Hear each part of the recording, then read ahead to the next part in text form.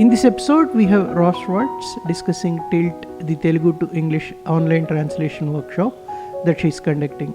It aims to develop Telugu-to-English literary translators. Telugu publishers Chaaya and Aju from Hyderabad, India have collaborated on this unique initiative. Ros discussed the workshop's modalities, the guest speakers who have graced the sessions, and the future paths for the mentees who have attended. Ros Schwartz is an award-winning translator from French. Over the past 4 decades, she has translated over 100 fiction and non-fiction titles. Alongside literary translation, Ros has served on the boards and committees of key literary and translation organizations, including the UK Translators Association, the European Council of Literary Translators Association, the British Centre for Literary Translation (BCLT), and the English Pens Writers in Translation program. Currently co-director of Bristol Translates Literary Translation Summer School. She works to develop literary translation as a profession by supporting young translators, initiating mentoring schemes and summer schools, giving workshops and master classes at the universities of Durham, Middlesex, Westminster, East Anglia, Leicester, Glasgow, City University, the University of Warwick, among others, including the Seagull Publishing School in Kolkata. She has given talks around the world, notably at the Jaipur Literature Festival. The Telugu-to-English Literary Translation Workshop, dubbed TILT, is the brainchild of 2 Telugu publishers based in Hyderabad, Chaaya Books, represented by Mohan Babu Saraswatula, and Aju Publications, represented by Sweta Eragunta. They were lamenting the fact that very little Telugu literature is translated into English, mainly for lack of experienced literary translators. So they conceived the idea of running a workshop to train translators, and they invited me to run it. I resisted, saying that I didn't know Telugu and that it would be better to have at least an Indian translator to lead if there wasn't a suitable Telugu translator. The publishers argued that they would like me to be involved, partly because they want to publish the translations for a global Anglophone audience, and partly because of my experience in leading workshops. Yeah. So, Ros, can you just tell us a bit more about the modalities of the workshop? So the project works like this. Each participant has been allocated 2 short stories to translate. The workshop comprises 6 3-hour workshops at monthly intervals. There are 6 participants, which allows enough time to devote time to each person's translation. Before each session, the participants post their draft translations onto a shared Google Drive, adding comments highlighting particular translation challenges for discussion in the workshop. In the workshop, each person is allocated a 30-minute slot to present the issues they're grappling with, and all the participants are invited to make suggestions. There are 2 short stories, I guess, they are chosen for each participant, and now I think in the 6 months workshop, we are already 4 months into the workshop, right? So, what are your reflections on the workshop? So the role of a workshop leader is to enable the participants and build their confidence. Emerging translators tend to seek permission in answer to the big question, am I allowed to do this? And often they don't trust their own gut feeling and so cling too closely to the source text rather than trust their instincts. I have seen the mentees become emboldened over the time we've been working together.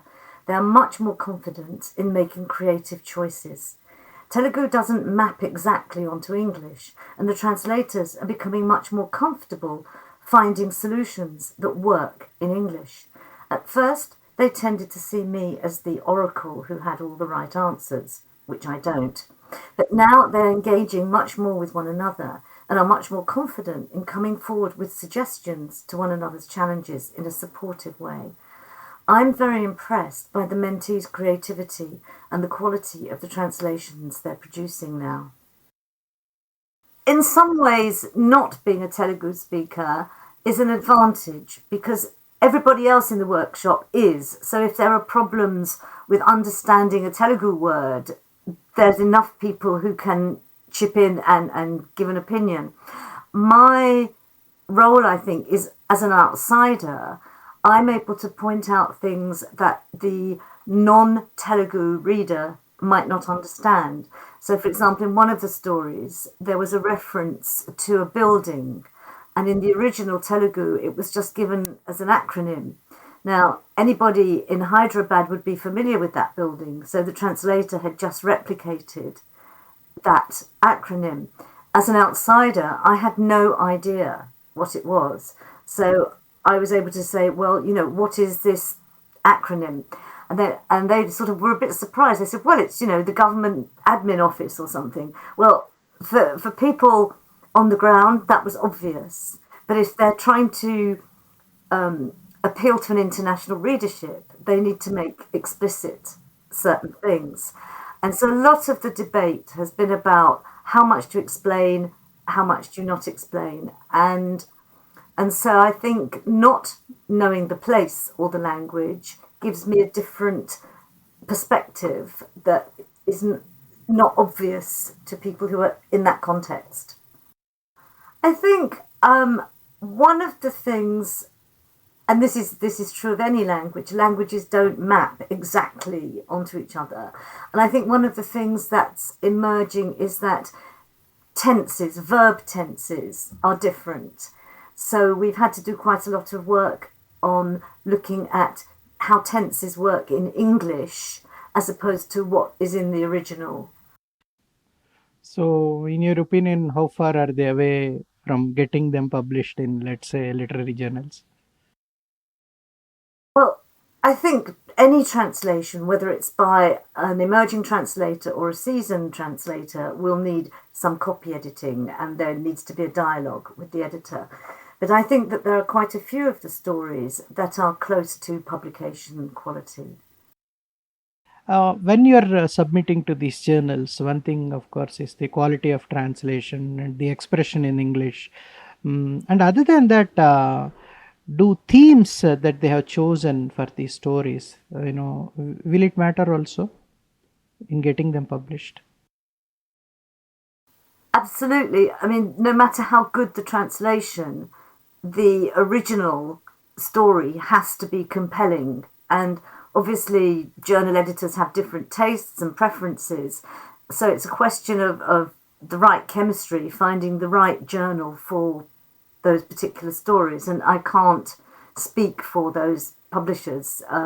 Something either, there is an element of subjectivity, something either appeals to them or it doesn't. A translation can be fixed, it can be copy edited, it can be adjusted, but the original stands. Now, when it comes to the workshop, I gather, other than talking about the stories and their translations, there were certain sessions from the other guests too, right? Could you please talk about those sessions and how they have added value to the workshop? Certainly. So we've had 3 extra sessions which were not focused on actual translation.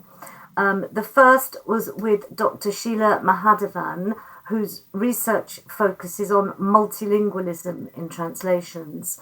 And that was particularly pertinent because anybody translating from an Indian language is likely to have a text that has several other languages embedded in it. So that was very valuable in looking at how you deal with multilingualism in a text.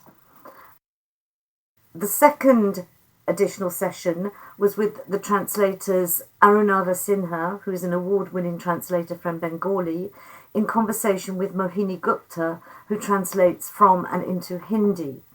And the aim of this session was to discuss the specific challenges of translating from Indian languages for an international market, addressing issues such as the inclusion of Indian language words. How many do you keep? How many do you explain? Do you create a glossary?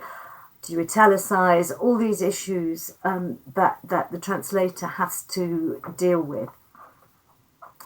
And the third session was with Srila Ghosh, who's the secretary of the Charles Wallace India Trust, and Daniel Hahn, who's the co-founder of the South Asian Literature in Translation project, known as SALT.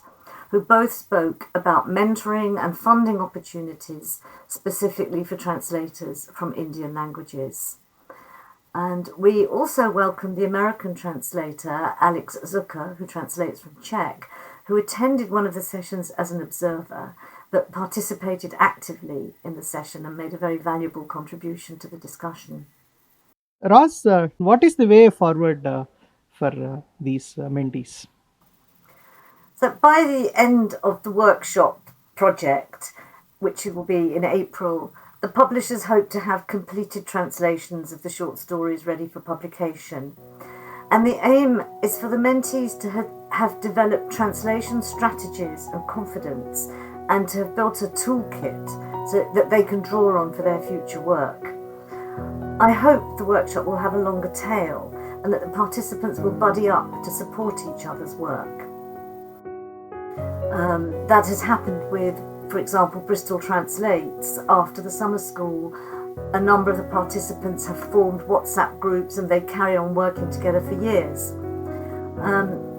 And the organisers hope that the project can serve as a template to encourage publishers of other Indian language literatures to run similar initiatives, so that the rich body of Indian literature in lesser translated languages can reach a global audience.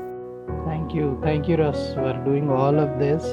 Thank you very much. We seriously need it for Telugu literature. Thank you very much. Well, I look forward to seeing these translations in print. Yeah, absolutely. Even I would love to. Thank you. Thank you very much, Ros. It's a real pleasure. Have a good weekend. Bye. Bye.